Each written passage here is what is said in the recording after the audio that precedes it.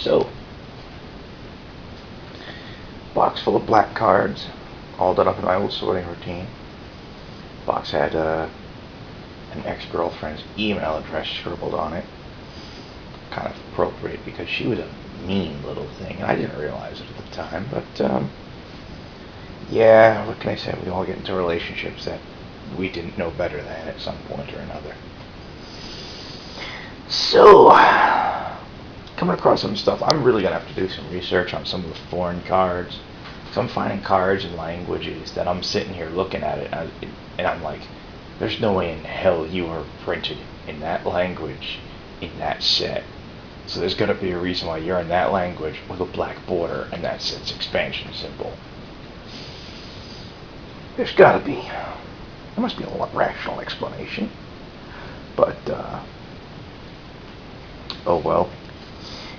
Looking around, seeing some cards that I'm surprised that haven't been reprinted. Some cards that I am surprised that were reprinted. You know, all sorts of crazy, fun, happy stuff. That Grave Digger Original Tempest. That's a card that's become a staple in base set since. And what the hey, it's a good card. It's a really good card, especially in limited. Yeah, I mostly draft. Eater of the Dead. He's a 5 mana for a 3/4 creature that you can remove target creature card. Well, it says take one. It might be targeted these days. I'm not sure. But you remove a creature card in a graveyard from the game to untap him. And I always wanted to find a way to abuse him. Right now, the best idea I've got with him is to... Oh, back in the day, I thought Death Pits of Wrath and something to give him ping ability, but these days you can replace the Death Pits of Wrath with... Fudge Snuggles. Basilisk Collar or Gorgon Flail. You know, anything that'll give him Death Touch, really. And that'll do the job. And something to give him the ability to ping. At which point you can turn him sideways, kill a creature, take a creature out of the graveyard, untap him, turn him sideways. Yeah, always wanted to find a way to abuse him.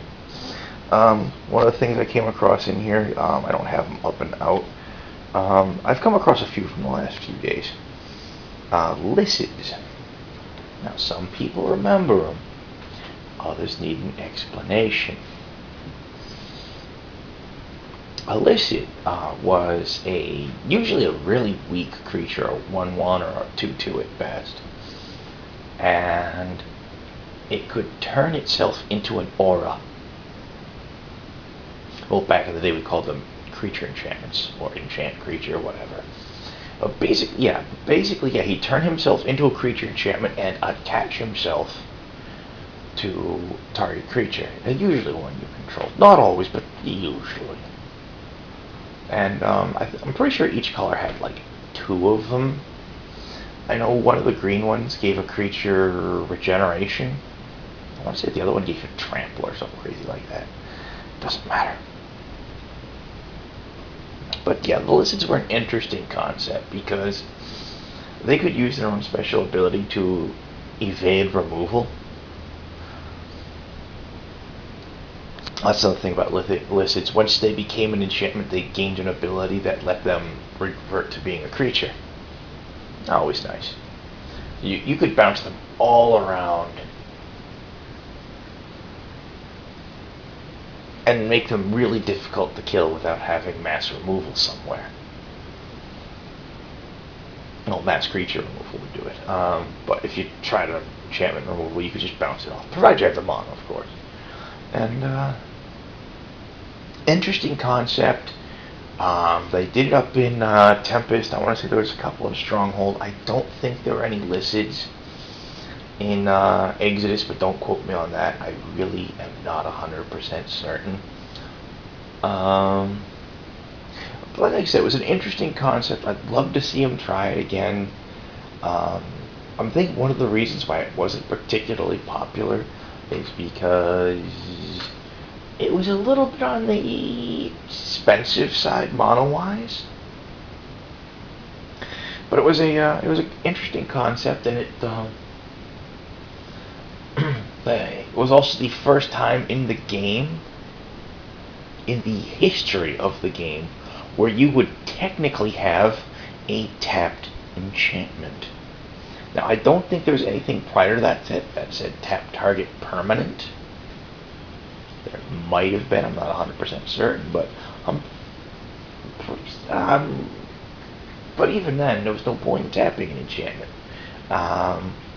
They actually had to come out with a ruling when they made Tempest to say that, yeah, a tapped enchantment functions normally. It doesn't mean anything special. It sort of reminds me of how in Future Sight they came up with a creature enchantment that effectively did nothing, but you could tap the enchantment to give the creature, I think it was like +2, -2, or something crazy like that. I can't remember exactly what it was. It was an interesting concept. Or as, being something that they never really did a whole heck of a lot with. I mean, they've tried to make them better. The only one that really ever saw competitive play, for the most part, other than things like pacifism, which we'll occasionally see competitive play because it's, for most intents and purposes, it's removal. But other than that, the only other enchantment that ever really saw play competitively was Rancor. I want to say it's a single green to cast. If it goes to the graveyard from play, you return it to your hand. Enchanted creature gets +2/+0 and trample. I mean, Rancor is huge. I mean, that's really nice. I am certain just about everyone has done at some point, well, anyone who was around when Rancor was popular, even casually, I'm sure, has just for craps and giggles pulled the first turn Forest Ornithopter, Rancor on the Ornithopter. Like, yeah, I got a 2/2 flying trample on turn 1. Good morning. It's fun stuff. But, hey, it is what it is.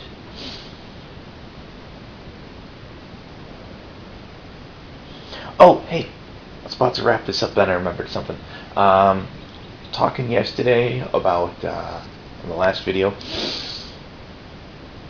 about temporary gain control effects and how the first one was Ray of Command. That's not quite correct. It's not correct. The first one was a red card whose name evades me at the moment. This was brought up by someone on the message boards on Wizards. I want to say it was Zam. I think it was Zam. I'm not 100% certain now, and I'm not firing up the computer just to double check it. Not right at this instant. So Zam, if it is you, hey, here's your shout out, and thanks for bringing up a really obscure card for me. If it wasn't you, well, enjoy getting credit you don't deserve, man. It's awesome. Not every day you can get that. Anywho, as I was saying, it was an obscure red card. I want to say it was from Legends. This is from before I started playing, believe it or not. I started with Revised, the first expansion that the most recent expansion when I started playing was Fallen Empires. So anything prior to Fallen Empires and Revised is before my time, and they're sets that not only do I not know well, I have never known well. So yeah, Arabian Nights, Legends, Antiquities, and to a lesser degree the Dark, I don't know well because they were just before I started playing, and at that point they were all a lot. Even the Dark at that point was going for a fair amount of money, and at the time I was young, just out of high school, had trouble finding steady work. And so I ended up not having a great collection for a while, to say the least.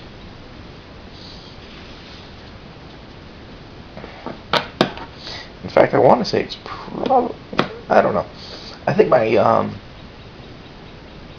think the quality of my collection has actually improved a lot over the last couple of years. over the last year or so.